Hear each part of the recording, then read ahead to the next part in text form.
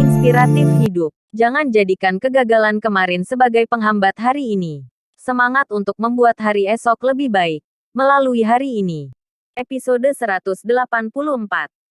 Sean hanyalah kartu aman. Cynthia membersihkan diri di toilet, lalu segera kembali. Yoga sudah menanyakan dengan jelas tentang hubungan Cynthia dan Julius. Jadi dia tidak banyak bertanya lagi dan beralasan pergi ke toilet lagi. Ketika tiba di toilet, Yoga menghubungi Giana. Halo, istriku. Kamu sedang apa? Sudah makan? Harusnya hari ini kamu datang ke perjamuan ini denganku. Yoga menunjukkan perhatian pada Giana. Sementara, Giana masih marah sekarang dan belum memaafkannya. Aku tidak akan mengikutimu agar jangan sampai mengganggumu bercumbu dengan bintang kecil itu, jawab Giana dengan dingin. Yoga buru-buru berkata, sayang, aku benar-benar tidak pernah menghubungi selebriti manapun lagi. Aku berjanji tidak akan melakukannya lagi di masa depan. Giana mendengus dingin. Lakukan apapun yang kamu inginkan. Lagi pula, aku juga tidak akan bisa mengendalikanmu. Aku tutup teleponnya. Jangan, jangan, jangan. Jangan tutup dulu, sayang. Yoga segera menghentikannya. Ada yang ingin kukatakan padamu. Ini tentang pacar mantan suamimu, Cynthia Yandra. Begitu nama Cynthia disebutkan, nada acuh tak acuh Giana segera berubah menjadi serius. Cynthia, ada apa dengannya? Giana adalah orang Jakarta yang datang ke Banten. Jadi dia tidak peduli dengan hal-hal yang berkaitan dengan Banten. Tapi, Cynthia ada hubungannya dengannya. Cynthia menamparkan Giana dan bersatu bersama mantan suaminya.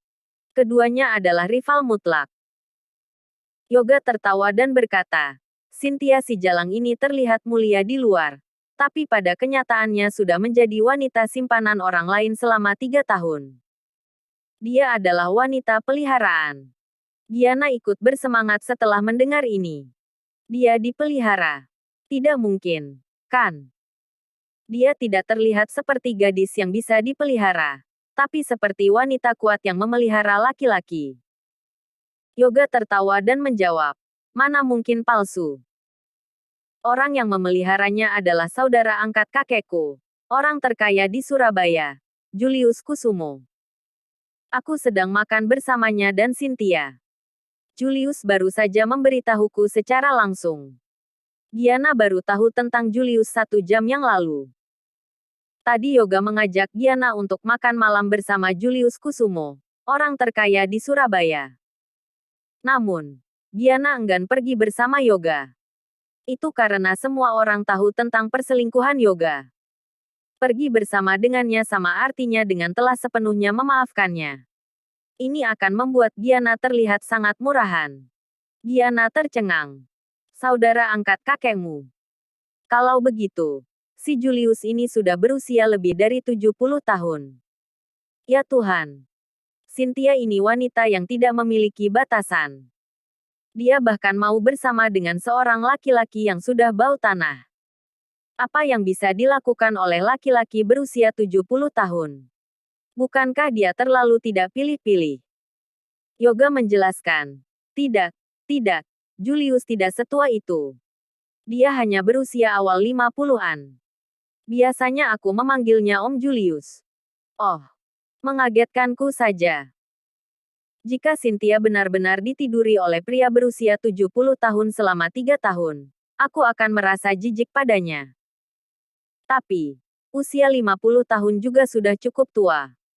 Giana sendiri hanya bisa menerima pria berusia 40 tahun. Faktanya, Cynthia juga sama. Julius memelihara Cynthia pada usia 40 tahun, ketika dia masih seorang pria dengan pesona seorang paman yang dewasa. Ngomong-ngomong, mengapa kalian berdua makan bersama? Giana bertanya penasaran. Yoga menjawab, bukankah sebelum ini aku terus memblokir Cynthia? Dia tidak bisa mendapatkan pekerjaan. Dia tidak memiliki pilihan lain. Jadi dia mencari kekasih lamanya untuk meminta bantuan. Sementara mengenai makan malam hari ini adalah untuk membicarakan masalah itu dan menyuruhku untuk tidak mengusik Cynthia lagi.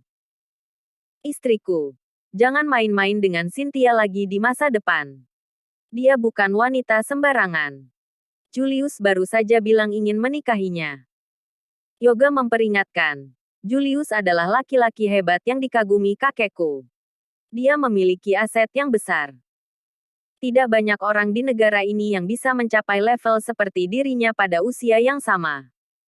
Gianna terkejut. Kamu bilang Julius akan menikahi Cynthia. Lalu, bagaimana dengan Sean? Yoga tertawa dan menjawab. Sean pasti akan dicampakkan oleh Cynthia. Bagaimana mungkin wanita licik seperti Cynthia bersama dengan orang miskin? Orang bodoh saja tahu mana yang harus dipilih di antara triliuner dan seorang kurir. Cynthia minum banyak hari ini. Jika meminum anggur itu seteguk demi seteguk, diperkirakan dia tidak akan kembali ke Emerald Ville malam ini. Haha. Kasihan sekali Sean. Lagi-lagi dia diselingkuhi. Hahaha. Sean telah membuat 2 jari Yoga cacat. Jadi tentu saja dia senang melihat hal seperti itu terjadi pada pacar Sean. Namun, Gianna sangat marah ketika mendengar kata-kata ini. Apa yang kamu tertawakan? Tanda seru. Bukankah aku juga diselingkuhi olehmu? Tanda seru. Sergah Gianna. Istriku. Kenapa lagi-lagi kamu membahas hal ini?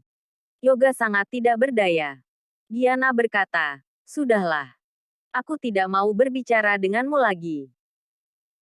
Minum saja yang banyak dengan si jalang Cynthia itu. Lalu ikuti dia setelah makan malam untuk melihat kemana dia pergi dan apakah dia pulang atau tidak. Beritahukan semuanya padaku terlebih dahulu.